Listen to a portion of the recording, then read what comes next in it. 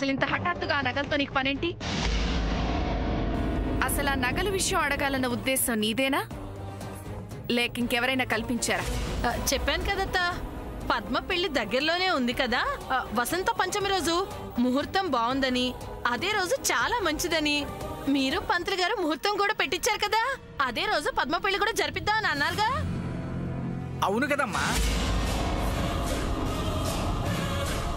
అది ఇప్పుడు కథ బాగా కనపడ్డది.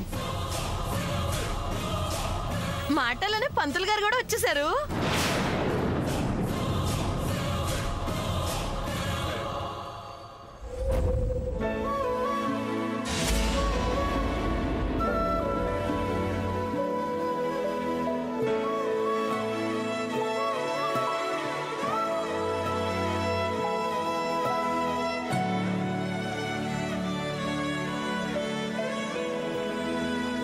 ఎందుకు నన్ను బయటికి పంపించేశారు?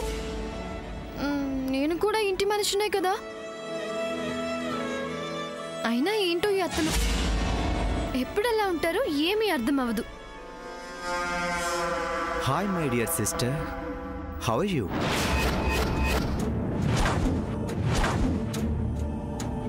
ఏంటి రూమ్లోంచి బయటికి గెంటేశారా?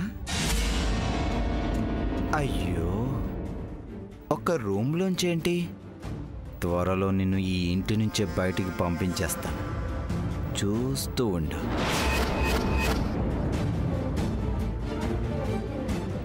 అన్నట్టు సిస్టర్, నీకో బ్రేకింగ్ న్యూస్.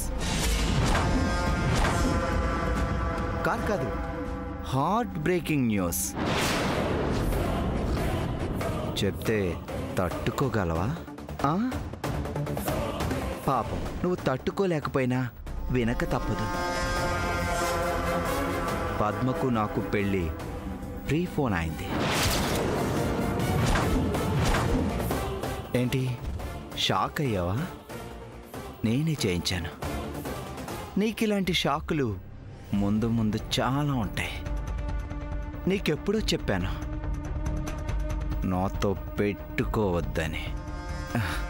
నువ్వే నా మాట వినకుండా నీ పిచ్చి ప్రయత్నాలు చేస్తూనే ఉన్నావు. ఇప్పుడు నువ్వేం చేస్తావో నేను చూస్తాను మై డియర్ సిస్టర్.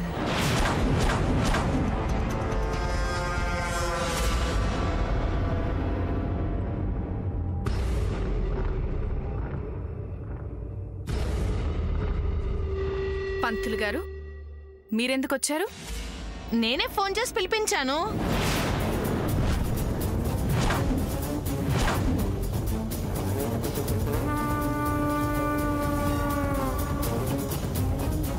అన్నిటికీ అంత తొందరపాటుతనం మంచిది కాదు. పెళ్లి పనులు త్వరగా ప్రారంభించాలంటే పంతులు గారిని అడగాలిగా అత్తయ్య గారు. ఇది అక్క ఉద్దేశం. పంతులు గారికి ఫోన్ చేసే ముందు నాతో ఒక్కసారైనా చెప్పాలనిపించలేదా మీకు? ఇందులో చెప్పడానికి ఏముందత్తా, మనమేమో వసంత పంచమి రోజు మంచిది అనుకున్నాం, వాళ్ళేమో అలా కాదు అన్నారు. వాళ్ళంటున్నారు వీళ్ళంటున్నారు అంటూ ఇలా పక్కదారి మాటలు ఎందుకక్క? ఉన్నది ఉన్నట్టుగా చెప్పొచ్చు కదా. ముందుగా అనుకున్న ముహూర్తానికి అల్లుడు గారికి ఏదో అర్జెంటు పనుందంట, అప్పటి వరకు ఆగితే మళ్ళీ ఏడాది వరకు కుదరదని కరాఖండిగా చెప్పేశారు. అందుకే మీరు చెప్పిన ముహూర్తానికి కుదరదు కదా, ఇంకేమైనా ముందు ముహూర్తం ఉందేమోనని పంతులు గారి పిలిపించాను. పంతులు గారు మీరు కానివ్వండి. అలాగేనమ్మా.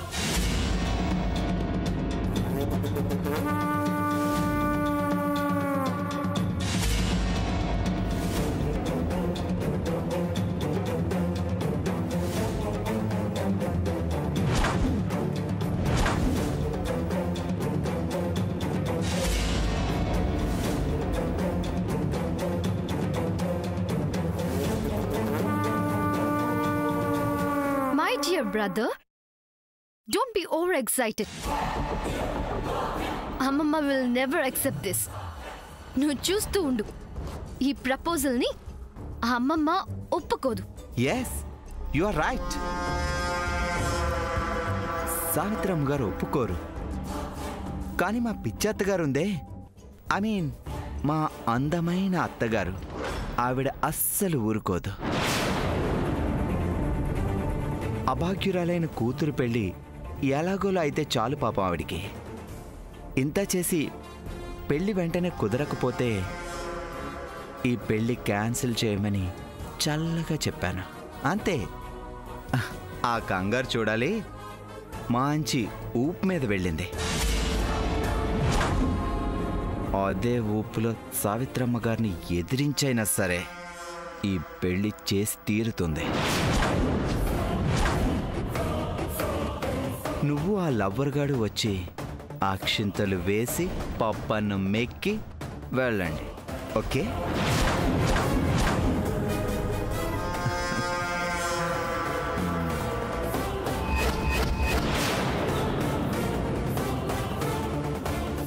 అమ్మా, ఏ రకంగా చూసినా ఎన్ని లెక్కలు వేసి చూసినా వసంత పంచమి కంటే ముందుగా ముహూర్తాలు లేవమ్మా.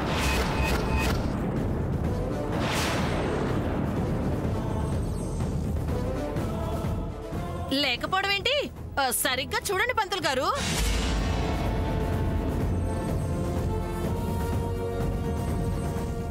అమ్మా, నేను పంచాంగం బాగా పరిశీలించి బాగా ఆలోచించి ఎన్ని రకాలుగా చూసినా కుదరటం లేదమ్మా. అదేంటండి, కాస్త అటు ఇటుగా చూస్తే ముహూర్తాలు ఉంటాయి కదా. ఉంటాయి. అటు ఇటుగా చూసి ముహూర్తం పెట్టడానికి ఇది మామూలు విషయం కాదమ్మా. పెళ్ళి భార్యాభర్తలు 100 ఏళ్లు కలిసి సుఖంగా ఆనందంగా ప్రయాణం చేయాల్సిన విషయం. ఈ విషయంలో తొందరపడటం ఏ మాత్రం మంచిది కాదు. అంతేకాదమ్మా, అమ్మాయి జాతకానికి అబ్బాయి జాతకానికి ఏ ముహూర్తము ముడిపట్టలేదు. అయ్యో పంతులు గారు, అలా అంటే ఎలాగా? అబ్బాయి పెళ్లి త్వరగా చేయమంటున్నాడు. పెళ్లి చేసుకుని వెళ్ళిపోవాలంట.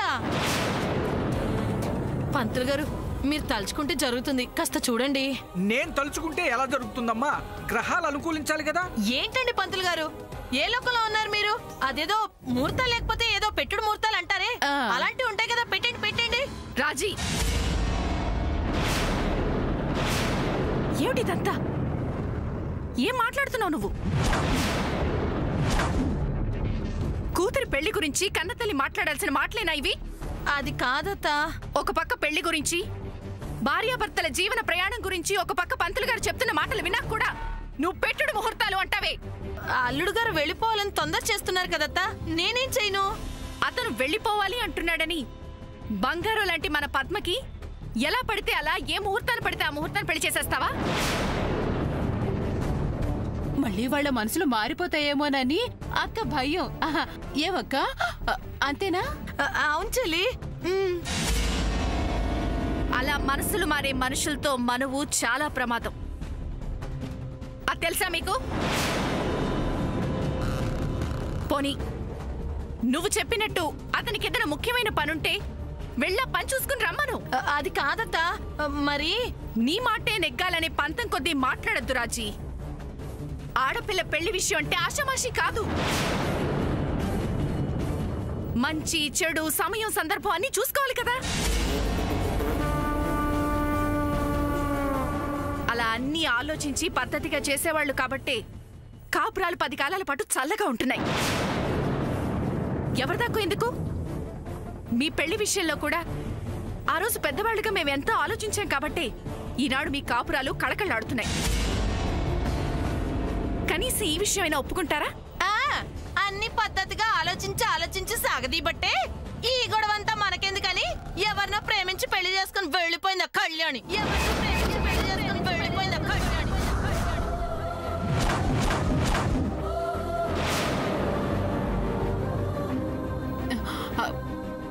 అయ్యో అయ్యో అనమాట అనేసనే. అంటే మిమ్మల్ని మీ పెద్దరికాన్ని తప్పు పట్టడం కాదతా. రేపు పద్మ తన పెళ్లి విషయంలో ఇలాంటిది ఏదైనా జరుగుతుందేమోనని ఏమైనా చేస్తే. చచ్చా, ఏంటక్క మాటలు? అలా చేయడానికి మన పద్మావతి ఏవైనా ఆ కళ్యాణియా ఏంటి?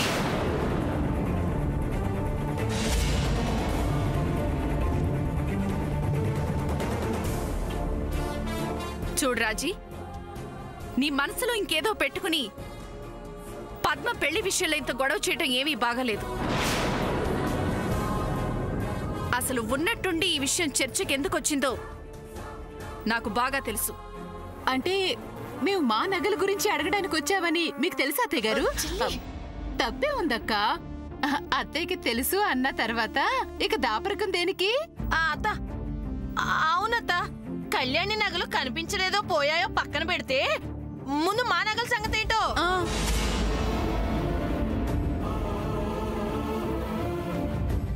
అవునక్క, మన నగలన్నీ ఉన్నాయో లేక అవి కూడా పోయాయో? మా పుట్టింటి వాళ్ళు నా మీద ప్రేమతో బోల్డ్ అన్ని నగలు చేయించారు. కొంపదీసి అవి కూడా పోయాయా ఏంటో అక్క, నాకేం అర్థం కావడం లేదు. చెప్పత్తా, అందులో నా నగలు కూడా ఉన్నాయి. ఉన్నాయా పోయాయా? అక్క, అత్తయ్య గారు ఏం మాట్లాడడం లేదంటే మన నగలు కూడా పోయినట్టున్నాయి.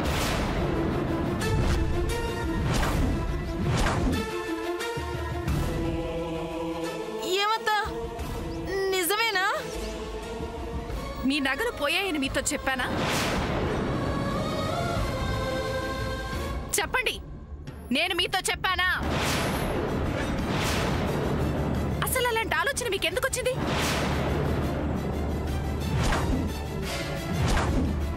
ఏనాడు లేంది ఎందుకు ఇలా మాట్లాడుతున్నారు? నేను నా పుట్టింటి నగలు పోయాయి అని చెప్తుంటే మీ నగలు కూడా పోయాయి అని ఊహించుకుని మాట్లాడుతున్నారా? అంటే పోవడం అంటూ జరిగితే అన్ని నగలు పోతాయి కదా? తప్పు. ఇదే తప్పుగా మాట్లాడటం. పండగలకి పబ్బాలకి మీకెప్పుడు అవసరమైతే అప్పుడు మీకు ఆ నగలు నేను ఇస్తూనే ఉన్నాను కదా. మీరు కూడా అవి వెనక్కి తీసుకొచ్చి నాకు ఇస్తూనే ఉన్నారు. ఇలాగే జరుగుతుంది. అలాంటిది ఇప్పుడు ఏం జరిగిందని ఇంత దారుణంగా మాట్లాడుతున్నారు? మీ డబ్బు నగలు నేనేం చేసుకుంటాను? చచ్చేటప్పుడు నాతో తీసుకెళ్తారా? వీటి మీద వ్యామోహం నాకెప్పుడూ లేదు.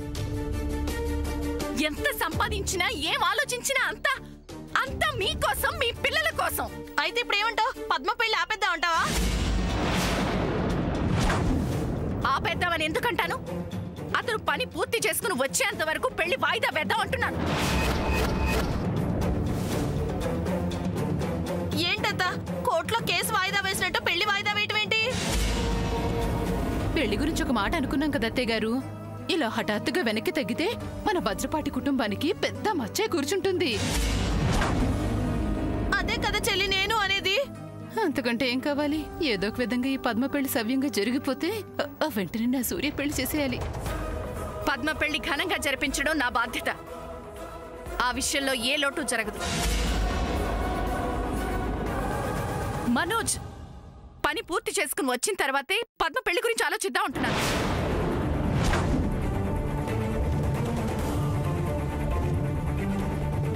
పంతులు గారు. అమ్మా, క్షమించండి. నమస్కారం, వస్తాను.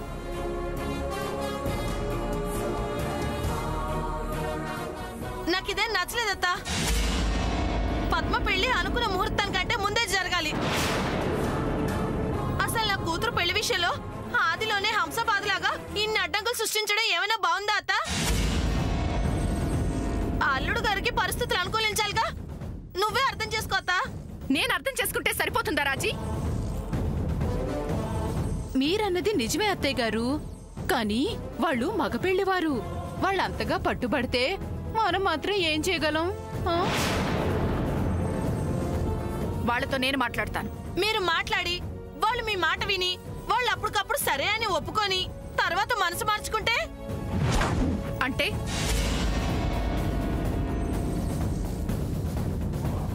ఈ సంబంధం వాళ్ళు వద్దనుకుంటారేమోనని అక్క ఆలోచన అత్తయ్య. అంతేనాక? అన్నీ మీకు మీరుగా ఊహించేసుకుంటే ఎట్లా? పీటల మీద పెళ్లిళ్ళే ఆగిపోతూ ఉంటాయి. ఇది అలాంటిదేనేమో. వాళ్ళ మనసులు మారవని నమ్మకం ఏంటతా? నువ్వు భయపడినట్టేమీ జరగదు. నేను హామీ ఇస్తున్నాను. ఒకసారి మాట మార్చాక, ముహూర్తం వాయిదా వేశాక మన మీద వాళ్ళకి నమ్మకం ఎలా ఉంటుందత్తా? నమ్మకం కోల్పోతే పెళ్ళి ఎలా జరుగుతుందక్క?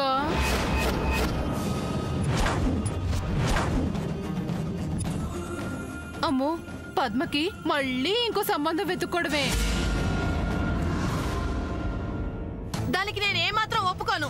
పద్మ పెళ్లి వసంత పంచమి కంటే ముందు జరగాల్సిందే. ఈ విషయంలో ఈ రాజీ పడే ప్రసక్తే లేదు. అక్క, ఒకవేళ ఆ కళ్యాణి నగలు నిజంగానే పోయాయేమో. పోనీలేక వదిలేరాదు. ఎలా పోతే నగలు? ఇంట్లో ఎవరైనా దొంగలు పడ్డారా, లేకపోతే మన ఇంట్లోనే ఎవరైనా దొంగలున్నారా? అవునక్కో, నాకు అలాంటి ఆలోచనే రాలేదు. అయినా మన ఇంట్లో అలాంటి అవకాశమే లేదు. మన వాళ్ళెవరైనా అలాంటి పనులు చేస్తారా ఏంటి? మరి అలాంటప్పుడు ఆ నగలు ఎలా పోతాయి? రెక్కలొచ్చి ఎగిరిపోవడానికి అవేమి పక్షులు కాదు, నగలు. అయినా నాకు తెలియక అడుగుతాను, సరిగ్గా పద్మ పెళ్లి ఇంకొద్ది రోజులు ఉందనగా ఇప్పుడు నగలు కనబట్టలేదని చెప్పడంలో అర్థం ఏంటి, ఆంతర్యం ఏంటి? ఏంటక్క నువ్వనేది? అంటే ఇదంతా కావాలనే అత్తయ్య గారు చేస్తున్నారంటావా? కాకపోతే మరేంటి, చిన్న పూచిక పుల్ల కనపడకపోతేనే ఏమైంది, ఎలా పోయింది అని ఆలోచిస్తూ ఉంటుంది అత్త. అలాంటిది వజ్రపాటి వారి ఇంట్లో నగలు కనిపించట్లేదంటే ఎంత కంగారు పడాలి? అవునక్క, నాకు ఆ ఆలోచనే రాలేదు. కంగారు లేదు సరికదా. ఇప్పటి వరకు ఆ విషయం బయట పడలేదంటే ఇందులో ఖచ్చితంగా ఏదో గూఢార్థం ఉంది. అది కూడా అత్తయ్య మనసుకే తెలియాలి. ఇంకేంటి తెలిసేది? అత్త మనసులో ఏముందో ఇంత వివరంగా తెలిసిన తర్వాత. ఆ నగలు తన కూతురు కళ్యాణి నగలు కదా, అందుకే ఈ నాంచుడు వ్యవహారం అంతా. కోడళ్ళు కూతుళ్ళలాగా ఎంత ప్రేమగా ఎంత ఆప్యాయంగా నడుచుకున్నా తల్లికి కూతుళ్లే ముఖ్యం చెల్లి. అలాంటి కూతురు నగలు కూతురుకో కూతురు పిల్లలకో ఇవ్వాలని ఏ తల్లైనా ఆరాట పడుతుంది. అత్త కూడా అంతే. ఓ అవునా అక్క? మన అత్తయ్య గారు కూడా అలాగే ఆలోచించారంటావా? అలా ఆలోచించబట్టే నగలు మనం వెతుకుతామన్నా కూడా ఆ బీరువా తాళాలు మనకి ఇవ్వటం లేదు అత్త. అవునా?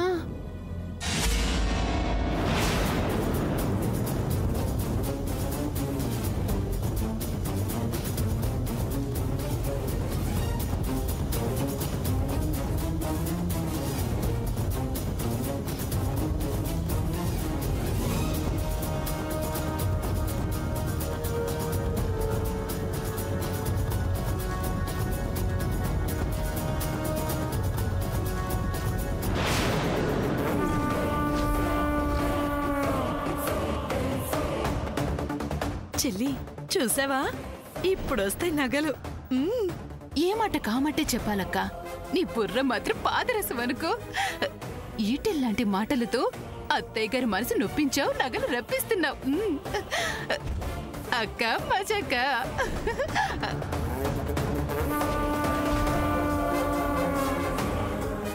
అక్క వస్తున్నారు.